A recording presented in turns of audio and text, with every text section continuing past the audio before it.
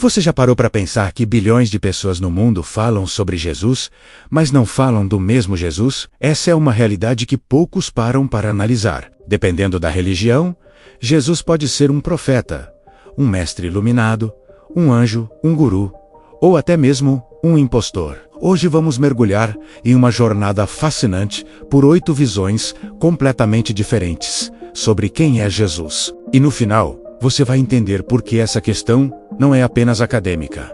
Menos ela muda tudo. Prepare-se, porque o que você está prestes a descobrir pode desafiar muito do que você pensava saber. Jesus, no judaísmo, o Messias.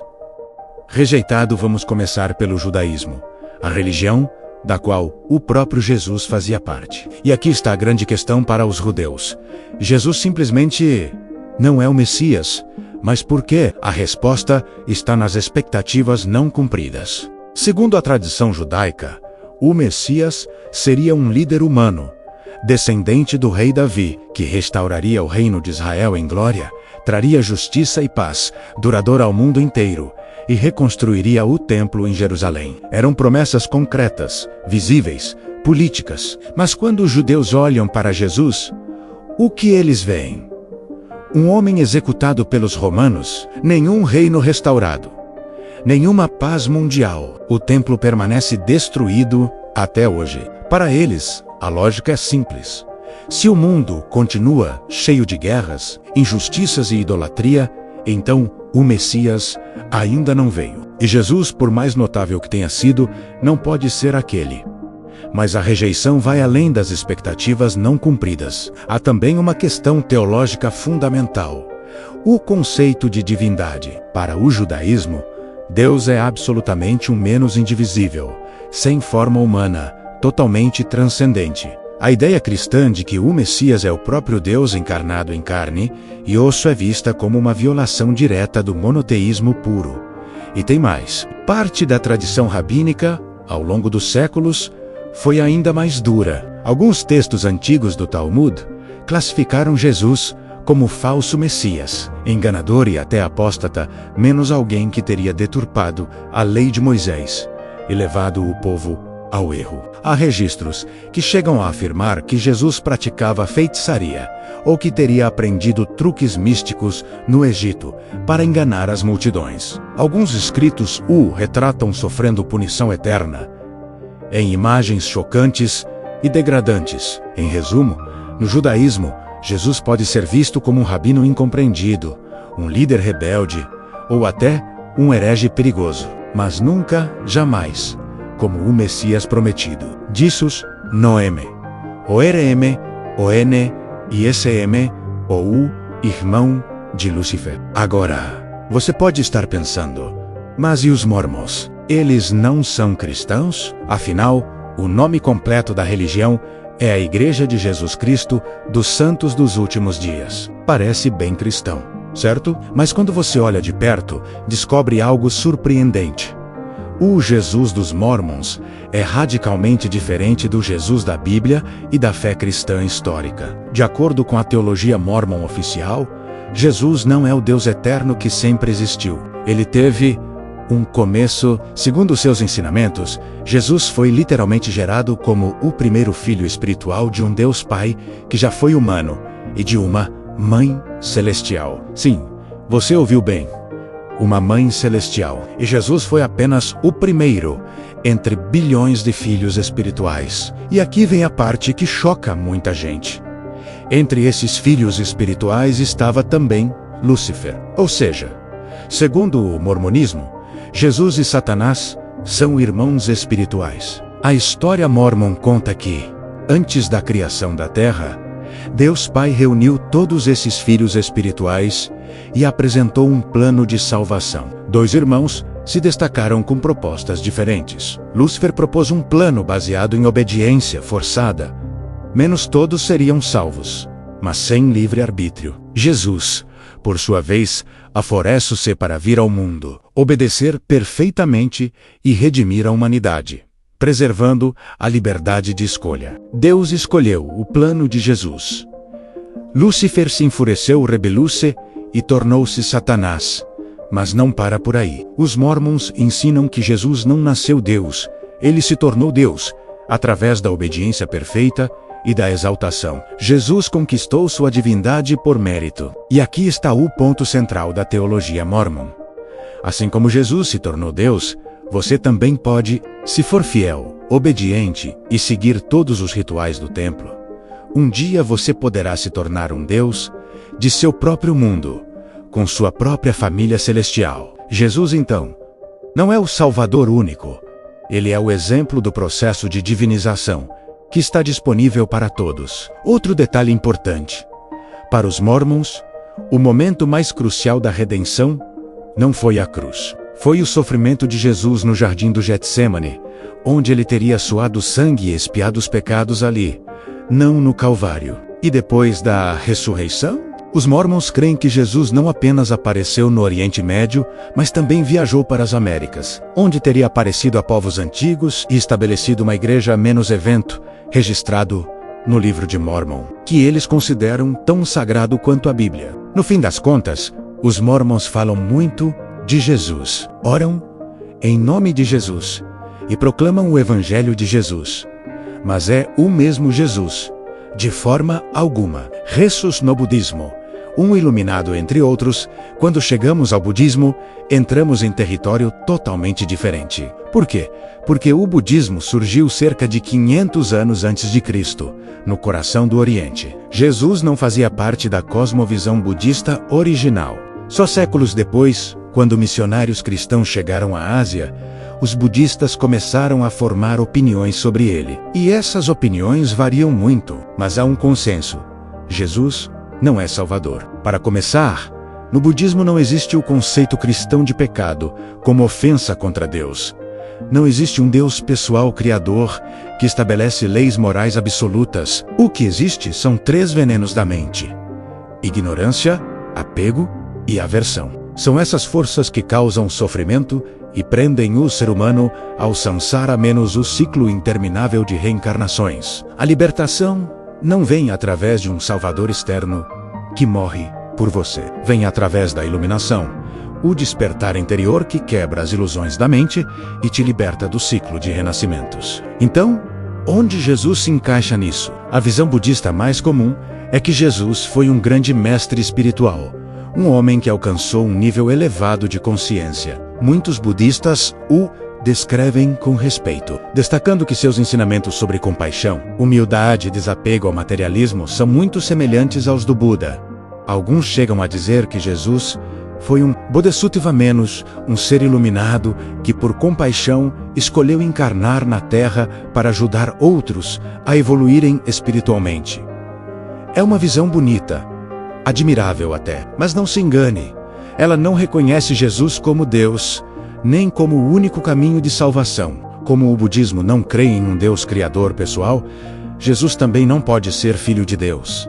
Ele é colocado na mesma categoria de outros grandes mestres espirituais: Buda, Gandhi, Confúcio, Lao Tse. Em outras palavras, o budismo respeita Jesus, mas o coloca em uma prateleira ao lado de muitos outros. Ele é visto como um exemplo moral valioso, mas não como Senhor absoluto. Jesus mostrou um caminho entre muitos, mas ele não é o caminho.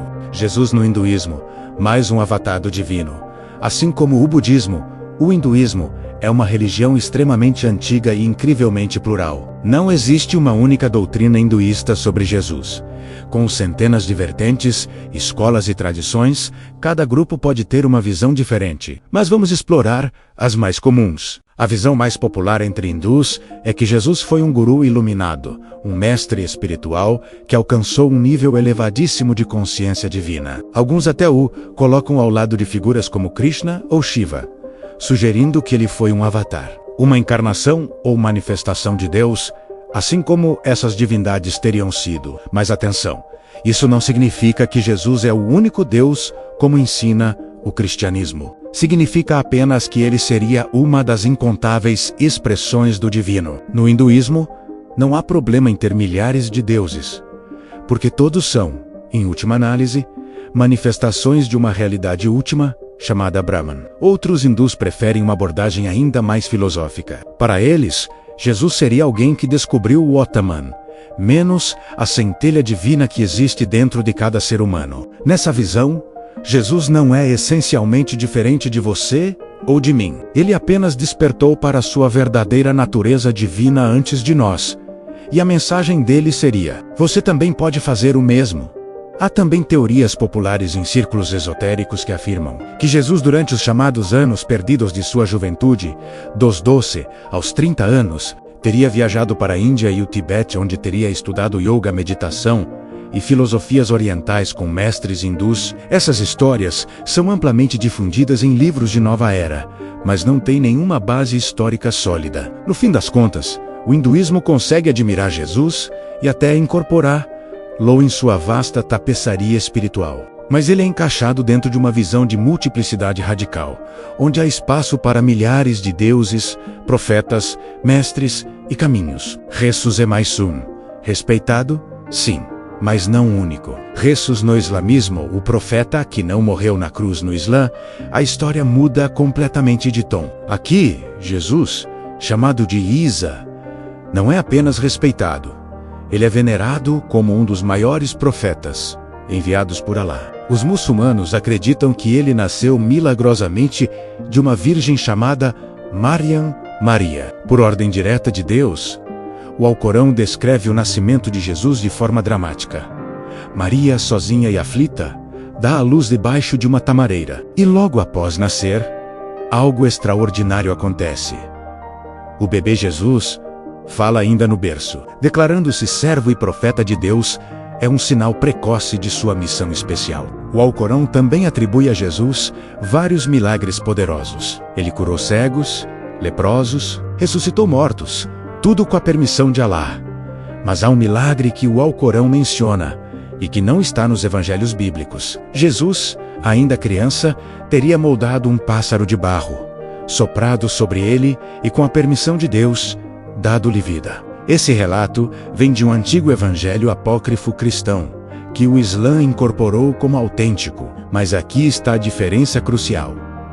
Todos esses milagres são apresentados como atos de Deus, operando através de Jesus, não como expressões da própria divindade de Jesus, porque, para o Islã, uma coisa é absolutamente clara: Jesus não é Deus. O Alcorão é categórico.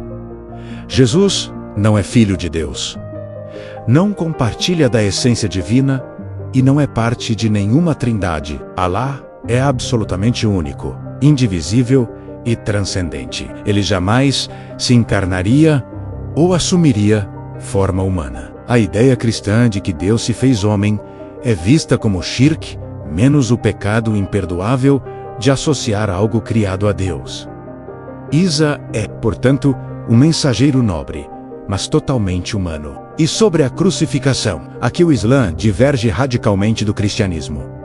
O Alcorão ensina que Jesus não foi crucificado. De acordo com a narrativa islâmica, Deus não permitiria que seu profeta amado sofresse uma morte tão humilhante. Em vez disso, Alá o levou vivo aos céus. E outra pessoa, possivelmente Judas ou um soldado romano, foi transformada para parecer com Jesus e foi crucificada no lugar dele. Esse entendimento protege a honra de Jesus, mas elimina completamente o coração do cristianismo: a cruz e a ressurreição. Segundo a escatologia islâmica, Jesus retornará no fim dos tempos, mas não como Deus encarnado. Ele voltará como servo obediente de Alá, destruirá o anticristo, confirmará que o Islã é a verdadeira fé. Viverá por algumas décadas e então morrerá como qualquer outro homem. Resumindo, no Islã, Jesus é exaltado, honrado e esperado, mas ele nunca deixa de ser humano. Jesus nas Testemunhas de Jeová, o arcanjo Miguel, disfarçado. As Testemunhas de Jeová falam de Jesus constantemente. À primeira vista, parecem cristãos comuns, mas quando você examina de perto o que elas realmente ensinam, percebe que o Jesus delas é fundamentalmente diferente. Segundo a teologia da Torre de Vigia, organização que lidera as Testemunhas de Jeová, Jesus não é Deus. Ele é uma criatura menos o primeiro ser criado por Jeová. Antes de vir à Terra, Jesus existia no céu como o arcanjo Miguel. Sim, Você ouviu certo. Segundo elas, Jesus e o arcanjo Miguel são a mesma pessoa. Quando chegou o tempo da redenção, Miguel deixou de existir como anjo, e sua força de vida foi transferida para o ventre de Maria, onde nasceu como o homem Jesus. Ele viveu, ensinou, e morreu menos, mas não em uma cruz tradicional. As testemunhas de Jeová ensinam que Jesus morreu pregado em uma estaca de tortura, não em uma cruz de 2 vigas.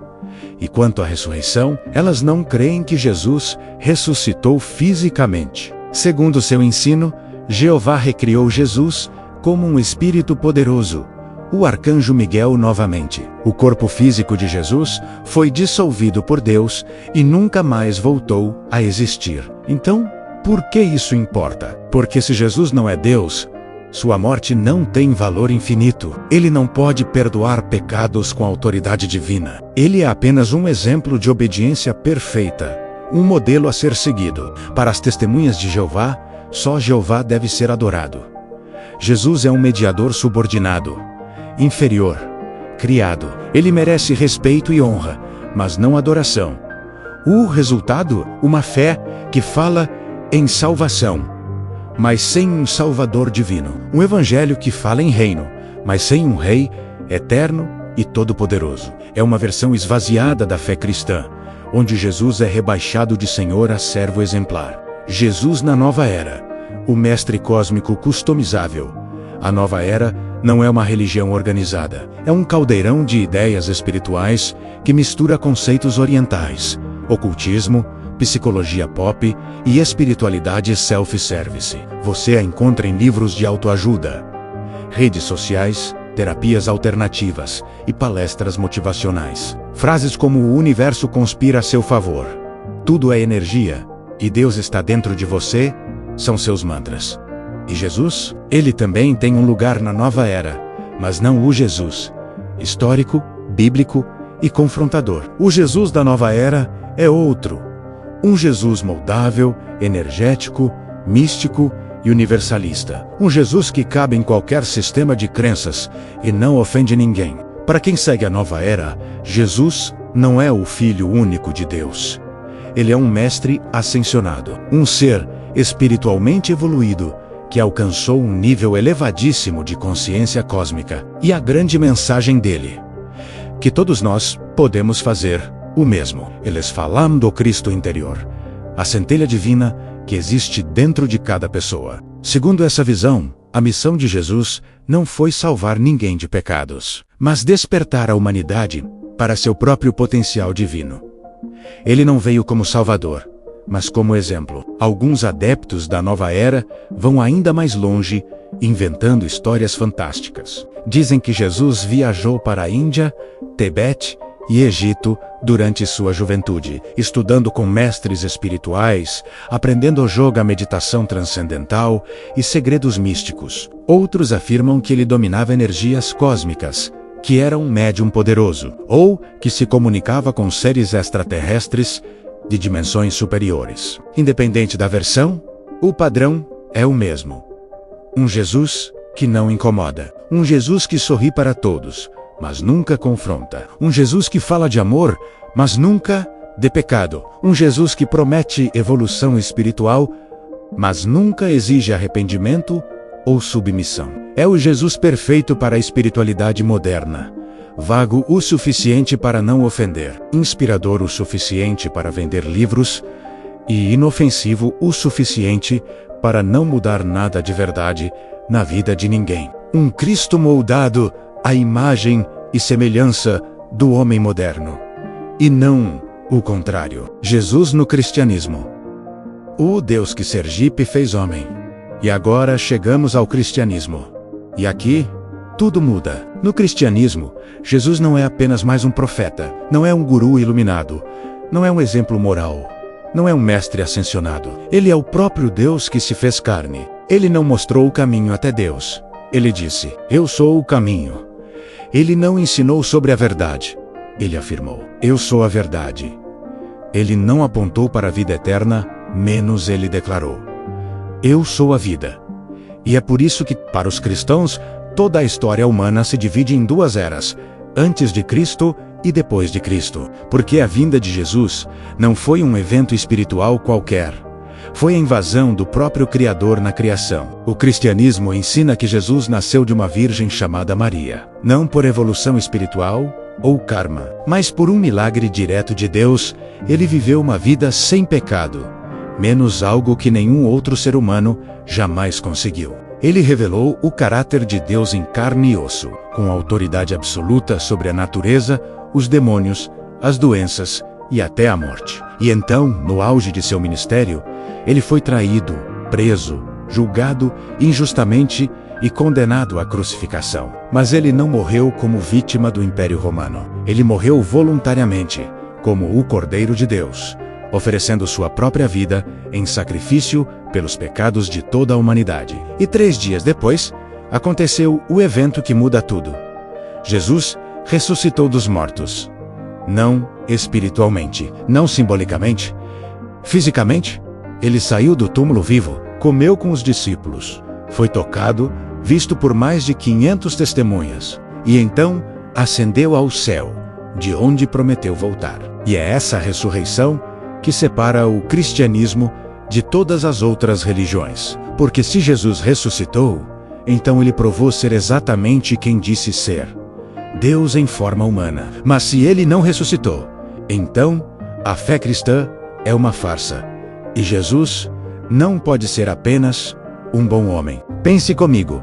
Um homem que afirma ser Deus e exige adoração tem apenas 3 possibilidades. Ou ele é um mentiroso, ou ele é um louco, ou ele realmente é o Senhor. Não há meio termo. Não dá para dizer: Jesus foi um grande mestre, mas não era Deus. Porque um grande mestre não mentiria sobre sua própria identidade. E se ele estava enganado sobre ser Deus, então ele era louco e não pode ser chamado de mestre sábio. É aqui que o cristianismo se separa radicalmente de todas as outras visões. Ele não oferece uma versão suavizada, customizável ou pluralista de Jesus. Ele apresenta uma reivindicação absoluta. Jesus Cristo é Senhor, não um Senhor. O Senhor. Foi por isso que Jesus perguntou aos discípulos: E vocês?